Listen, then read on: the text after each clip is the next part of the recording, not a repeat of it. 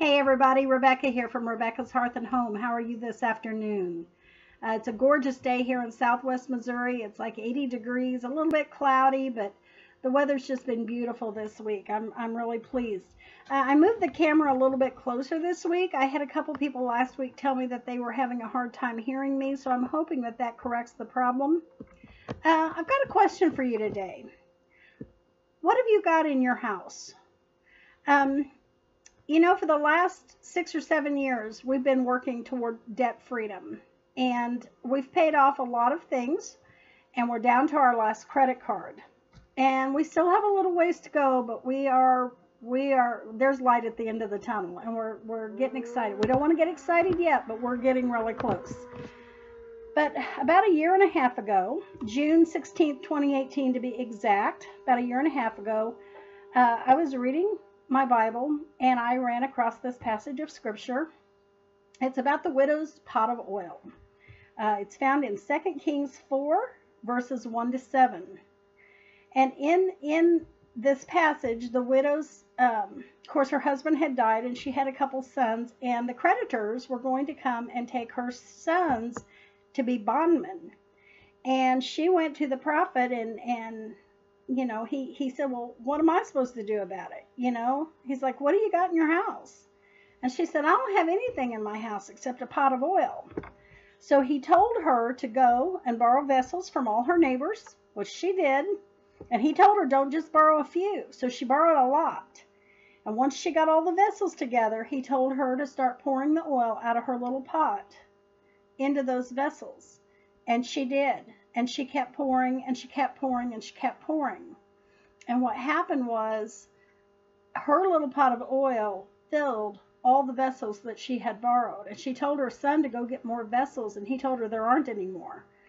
And so all the vessels were full of oil, and he told her to go sell the oil in the vessels that she had poured and use that money to go pay her debt off to save her sons from being bondmen.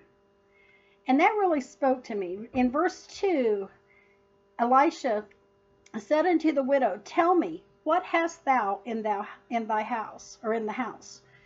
And that really spoke to me at that time. And ever since that time, I have been like on a mission.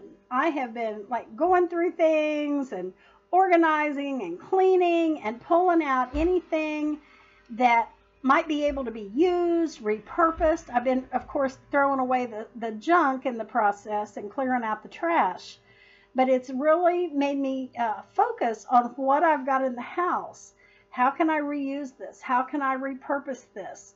How can I save money? Anything like, we've all got like extra bottles of shampoo and body lotion that we got for Christmas and different things laying around. My goal has been to use up what I've got in the house first before getting more. And, I'm really glad that I've done that because a lot of that kind of stuff has been purged out over the last year and a half. And just recently, we were able to restock. I've gone through months of like using up the canned goods and the different things in the house. And just recently, we had restocked our cabinets and things. So we were in pretty good shape when all this stuff hit. And, we've learned some new ways of doing things, and we've put some old things to use that we would have never used. And if you hear that sound, my neighbor's mowing. So I hope that's not coming through on the sound, but if it is, that's what it is. But anyway, my question to you today is, what do you have in your house? Your answer may be like the widow. She said, thine handmaid hath not anything in the house, save a pot of oil. But the pot of oil was just the very provision she needed to pay off the debt that she owed and save her sons' lives in the process. She got to keep them at home. They weren't able to take them into slavery. So my question to you is, in the light of all this situation we've got going on in America right now, what have you got in your house? What can be used? What can be used up? What can be worn out, used up, done without, repurposed? Think on these things. I would love to hear some of your stories of what you found in your house and how you can reuse it. You know, some things you've got like craft supplies and things like that.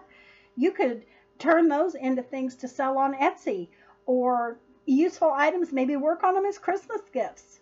What have you got in your house? I would love to hear some of the things that you come up with. So be sure and, pop me a message or an email, or, if you know me personally, call me or message me on Facebook.